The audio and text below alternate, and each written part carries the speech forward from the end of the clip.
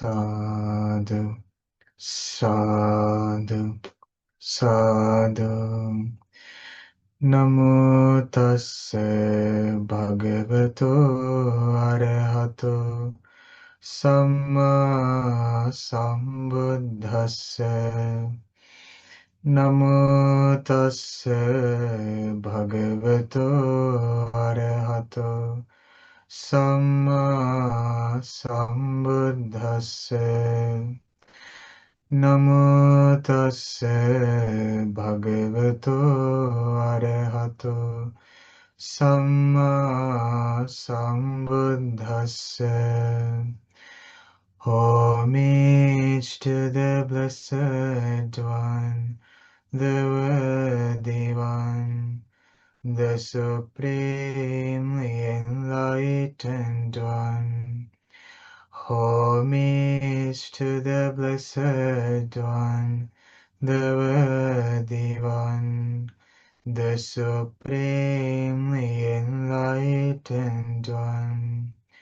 Homage to the Blessed One, the Worthy One, the Supremely Enlightened One. Sadhu, sadhu, sadhu.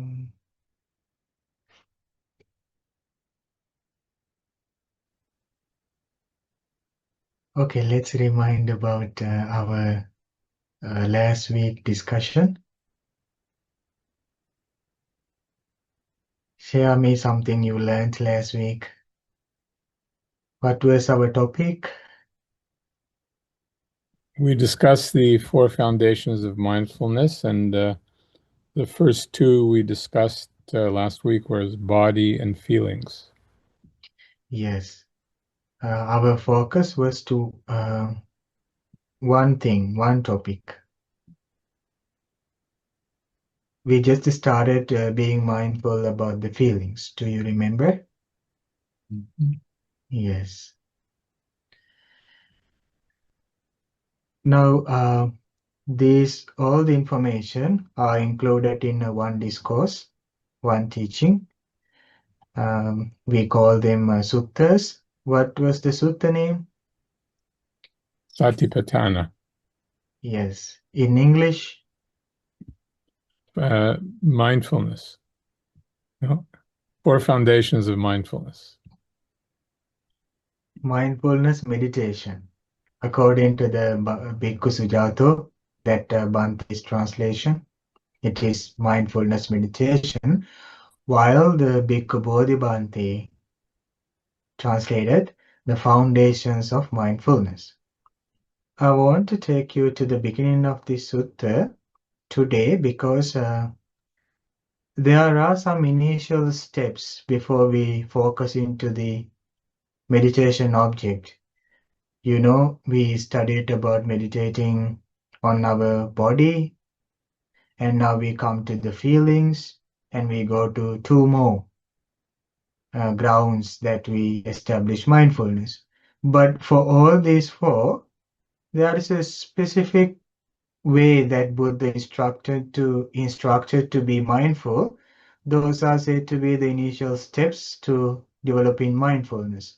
Something we all need to practice when we focus into the meditation object to develop mindfulness. If there is a problem being focused to the object of the meditation, it would be because that we lack these initial steps. I shared that in the beginning of our discussions. Look carefully, friends. Here, the Buddha said this. Mendicants, the 4 kinds of mindfulness meditation are the path to convergence. Let me go to the exact translation we used in the beginning, Bhikkhu Bodhisattva's answer. Here it says like this. Because this path, namely the 4 foundations of mindfulness, is a path that goes in one way only, to the purification of beings to the surmounting of sorrow and lamentation, to the disappearance of pain, grief, to the attainment of the true way, to the realization of Nibbana, which means supreme bliss of mind. What are the four? Here a bhikkhu abides contemplating a body as a body, fully aware and mindful, having put away covetousness and grief for the world. Do you remember this sentence?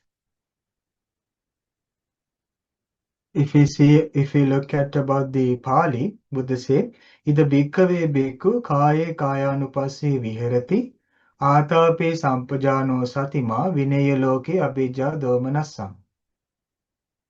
That's the Pali for that translation of English, that English sentence.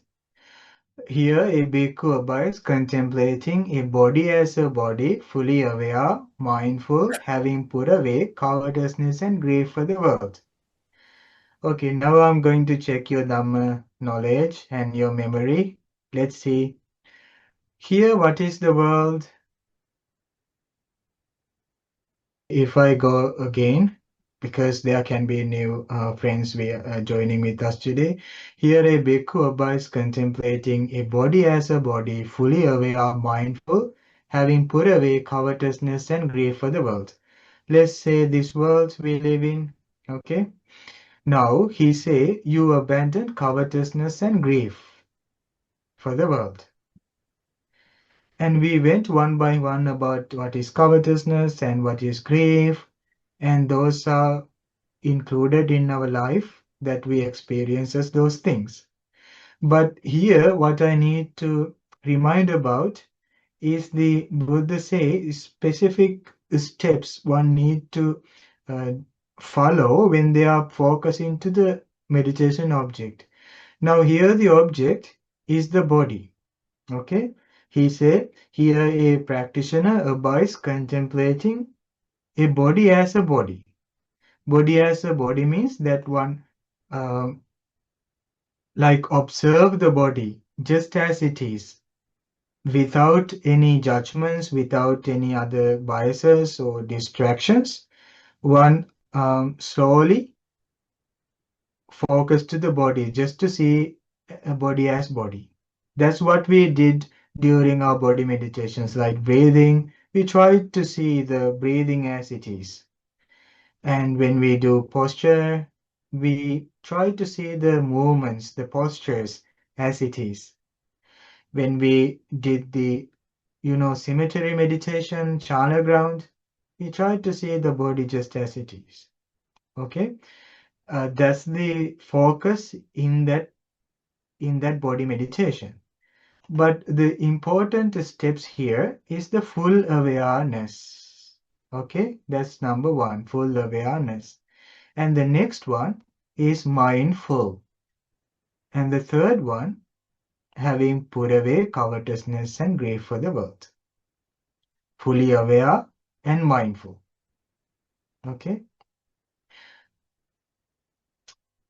Now, if there is a problem that we can't observe peacefully our meditation, our breathing, it can be because that we are not fully aware and we are not mindful.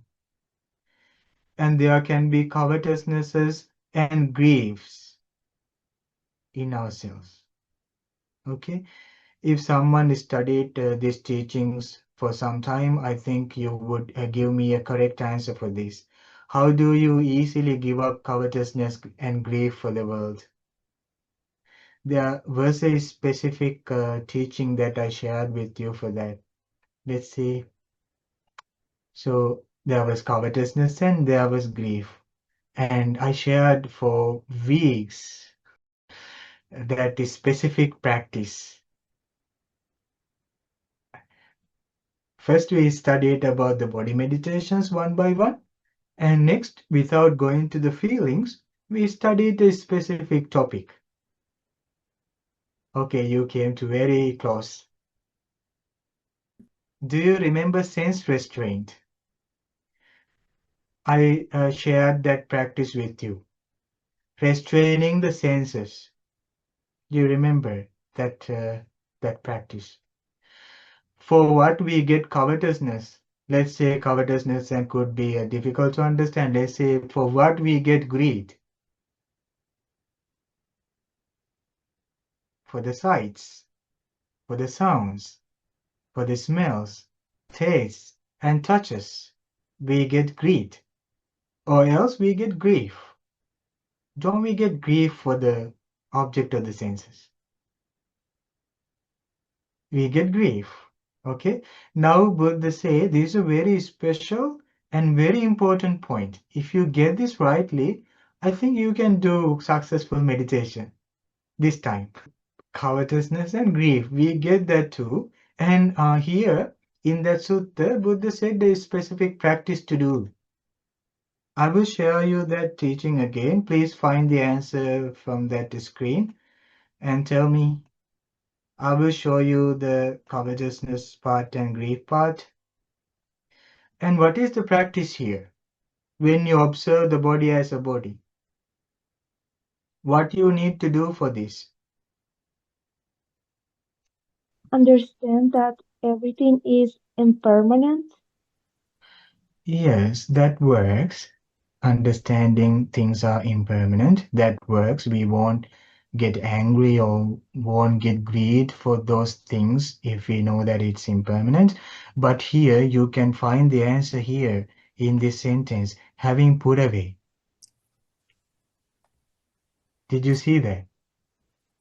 Well, Having put away covetousness and grief for the world. Okay? That's the initial step. Okay? You sit down, you try to focus to the breath. Now your mind might wander, and wandering means it's wandering to the greedy things, whatever that we felt covetousness. It is wandering to the grief, which means we get upset. We try to fix the problems in our head while it's wandering.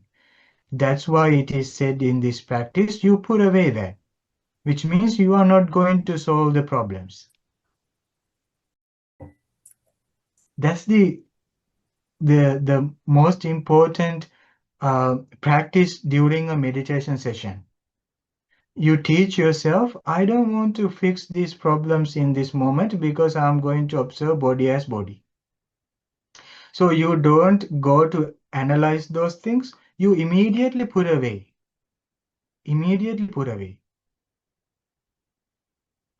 I don't know, maybe Buddha already knew that if our mind is going to outside, it can be summarized into this covetousness and grief. That's why he said you put away that. Because here Buddha doesn't say something else, like, many things here. No, Buddha doesn't say like one by one, okay, your mind can go to the humans and then it go to the animals and then it goes to the trees and then it goes to the fruits and to the to the food and whatever. Buddha doesn't say one by one this will happen during a meditation, but he already knew that there can be covetousness and grief. Just put away that. Okay.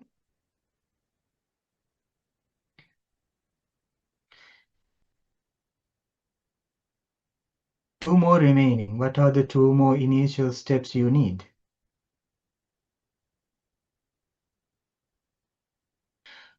So you see the two practices here, full awareness and mindfulness. Okay? And having put away covetousness and grief for the world. If your meditation object is not clear enough, if you can find it, if the breath is not vivid, it's not easy to get, or that when you close your eyes, you remember nothing but past or the future, it is because you need to do this practice. You need to do having put away covetousness and grief and full awareness and mindfulness. Okay. Can a person who is no mindfulness meditate? What do you think? Let's say there is a person no mindfulness at all. No. No. So No. how about full awareness? Here, full awareness? Yes. Yeah. When you're fully aware, you would be mindful. Yes. So this too goes along. And Yes. in order to put away this covetousness and greed to the world, you need full awareness and you need mindfulness. Now, these initial steps are very important when you focus to the breathing. Even for the postures, where do we stuck in this practice? We are stuck in the practice in this covetousness and grief. Let's say there is a meditator. This is a very popular thing among the Bhantes and among the meditators that they understand that if you want to do a successful meditation, you can do it just by one single session in a sitting, but you need to protect your mindfulness even outside your meditation cushion. Okay, you cannot successfully focus to the meditation object, whatever meditation.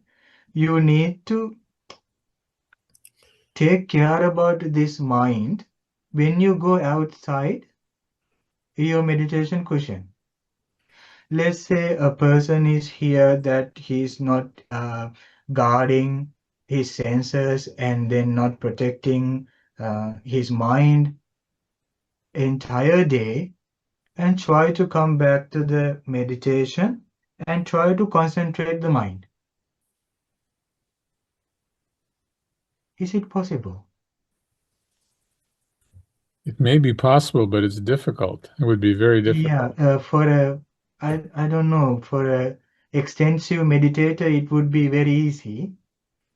But for a person who is training, it's very challenging because they abandon their practice during the other times, like 24 hours, 23 hours, but try to do it in a 1 hour to protect the mind, to concentrate the mind. It's very difficult.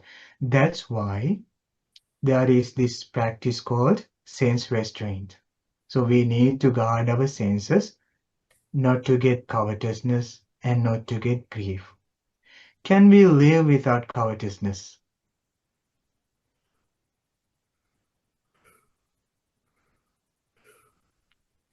So what motivates the life?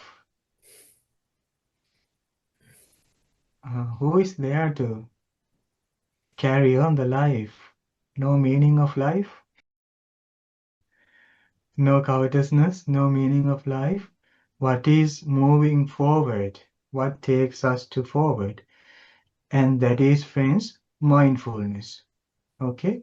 Mind is always peaceful. Okay? You are fully aware what you do. You are fully mindful what you do. And you don't have covetousness and grief.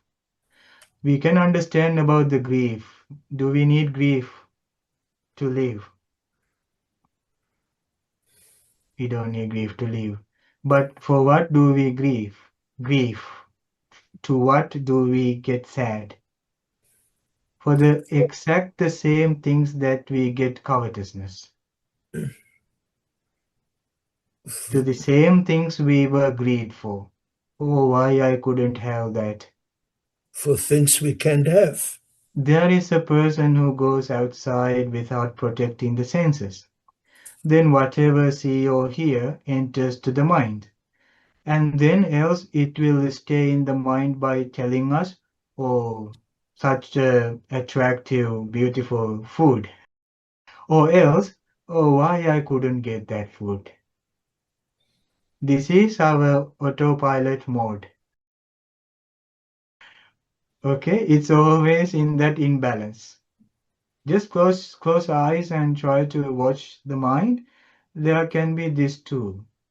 But for the person who go with the protected senses, sense restraint, we talked about this very deeply. When one go outside, they don't have, when they return, they don't have this too. Very fresh mind. Then sit down.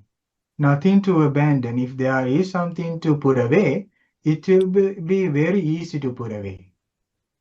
Then there is full awareness and mindfulness. That's like mother and father, like full awareness and mindfulness.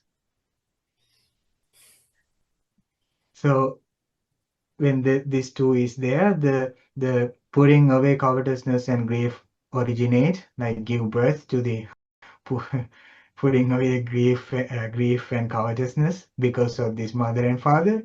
So then sit down with a fresh mind. You easily see the breathing. Okay, this is the only thing we can say. Buddha can teach us as a teacher, but the training is up to the one who meditate.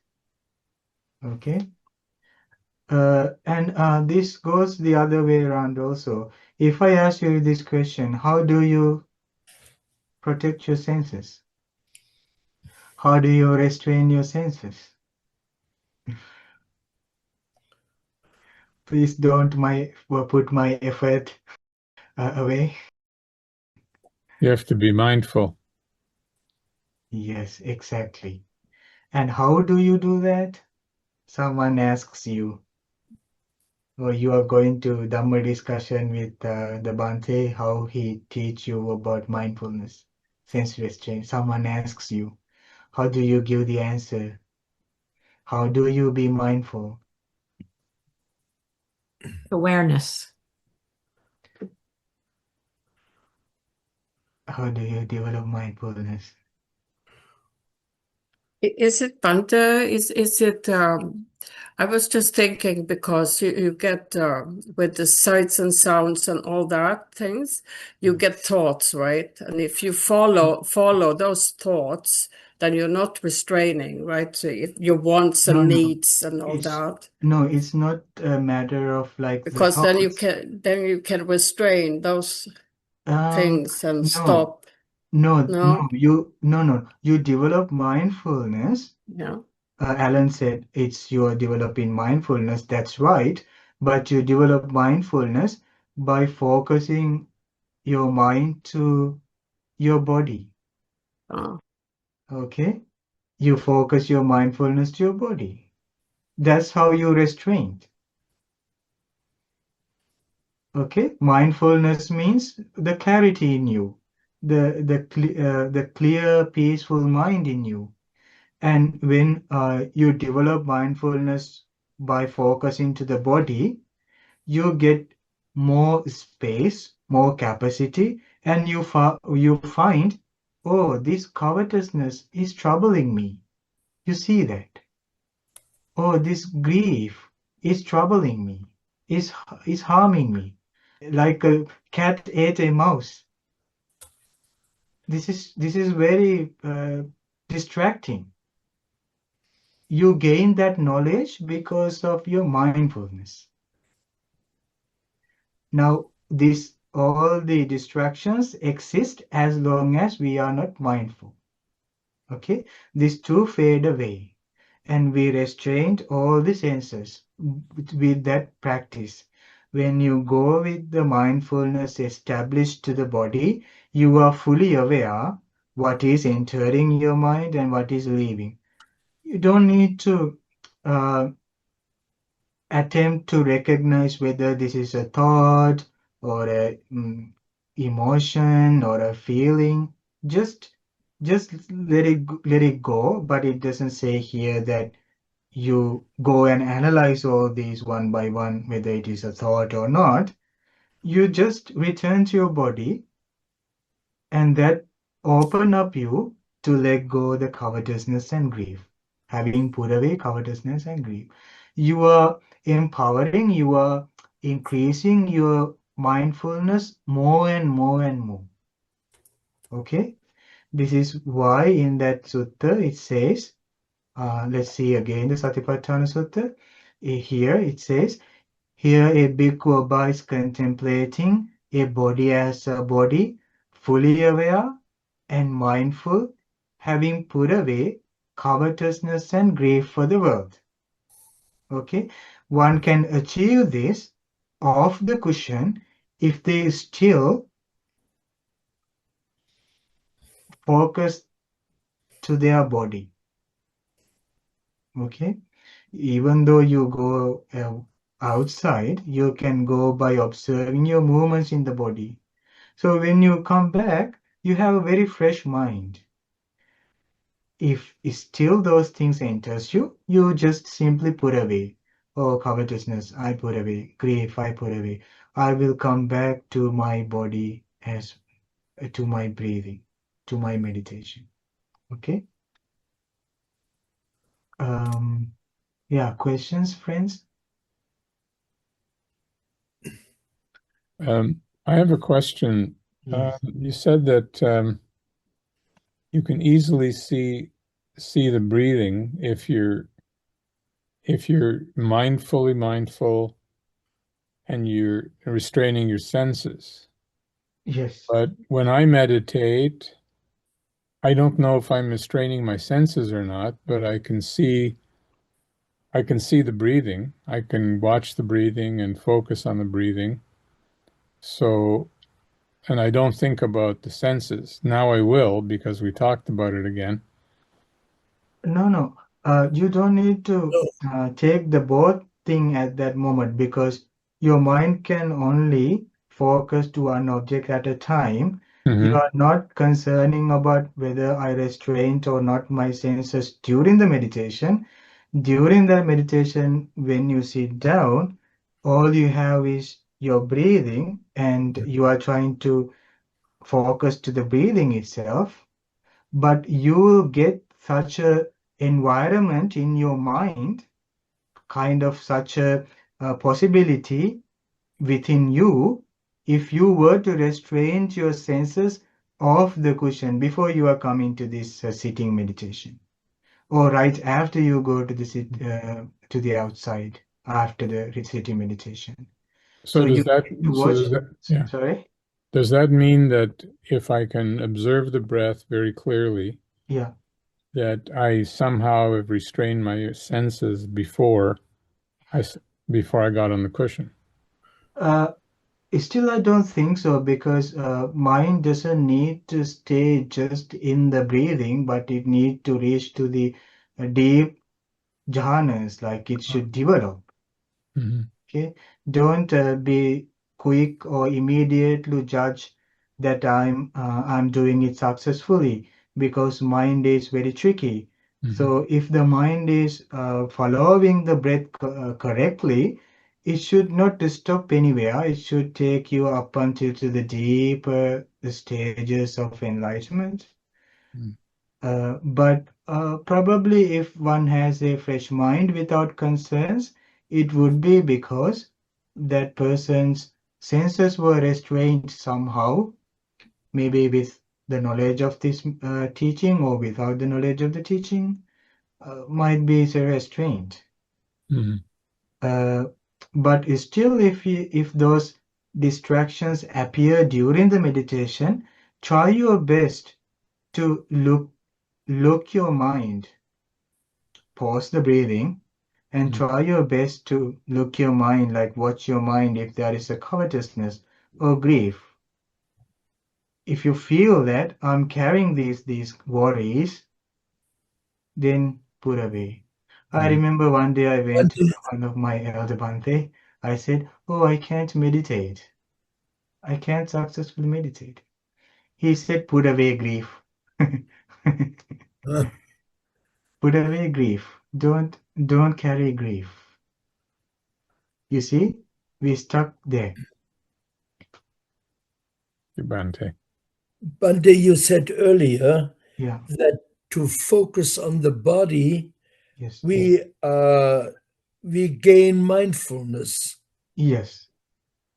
So your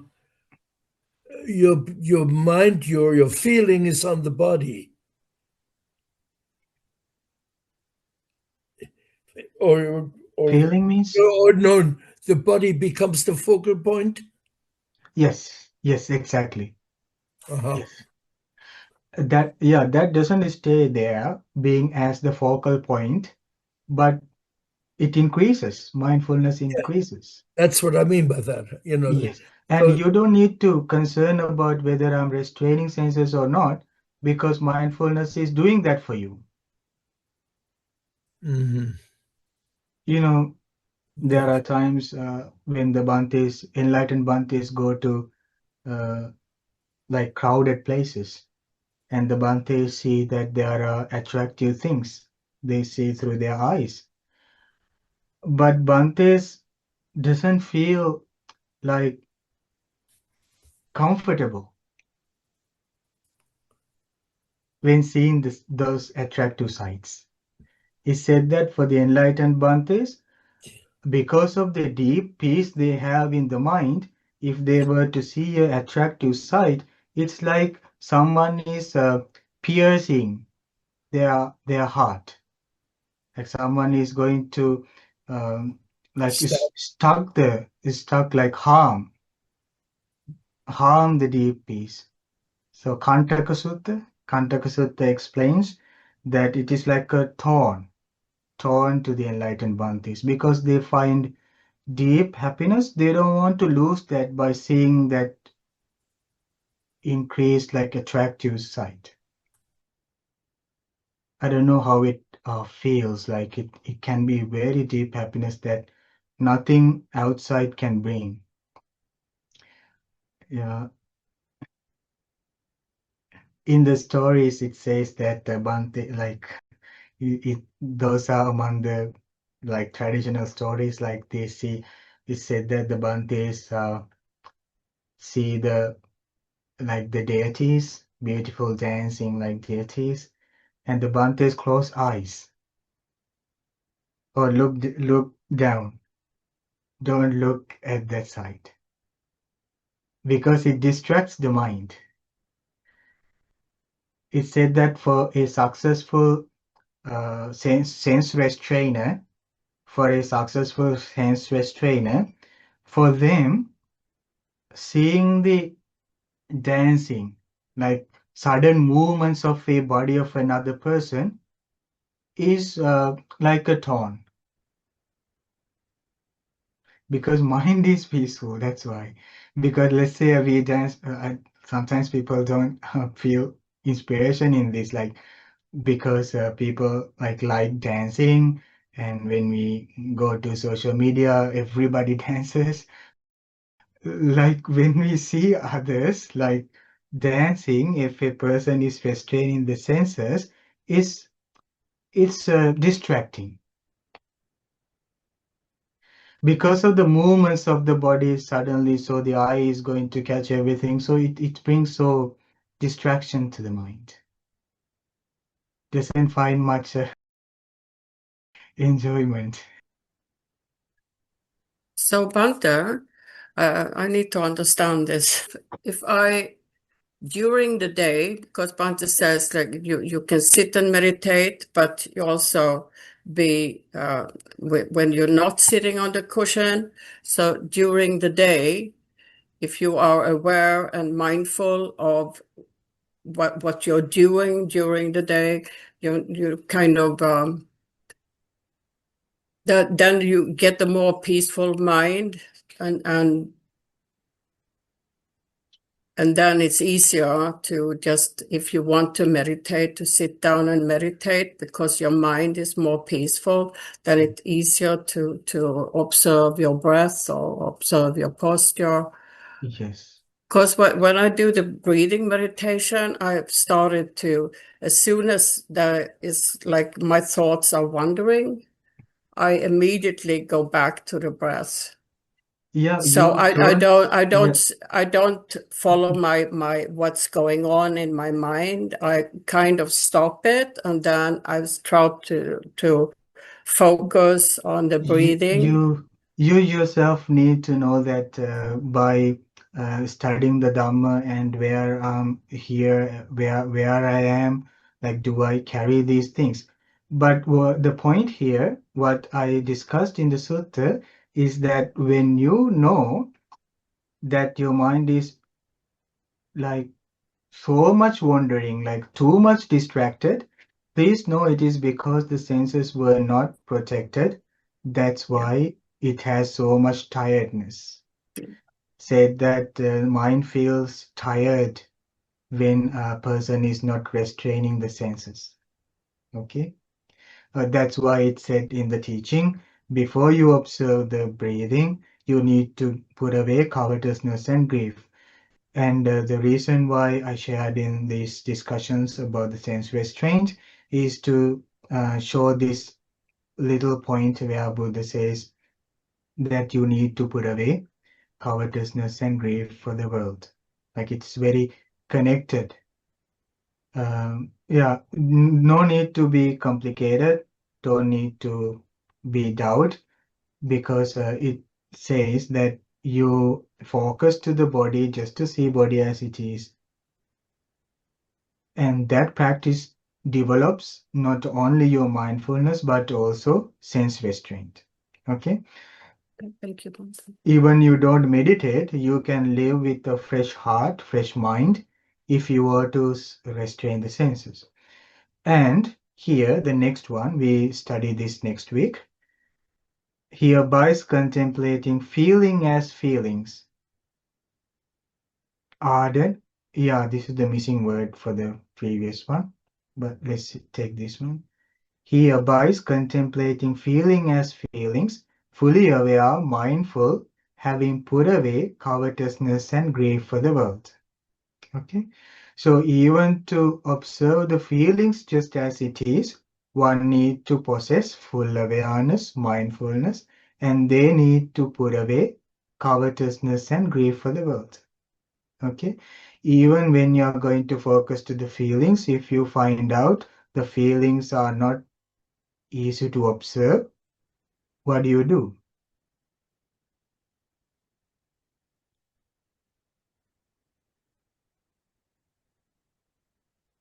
You have to put away the covetousness and grief for the woman. Yes, you would see your mind is either with covetousness or else with grief. That's why feeling is not observable. It's not clear to you.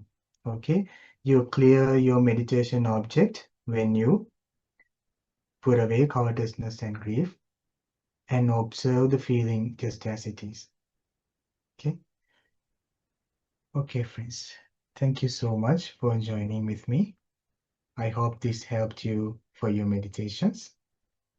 And by the power of this merit, may you soon able to attain the perfect bliss of your mind. Sad, sad, sad.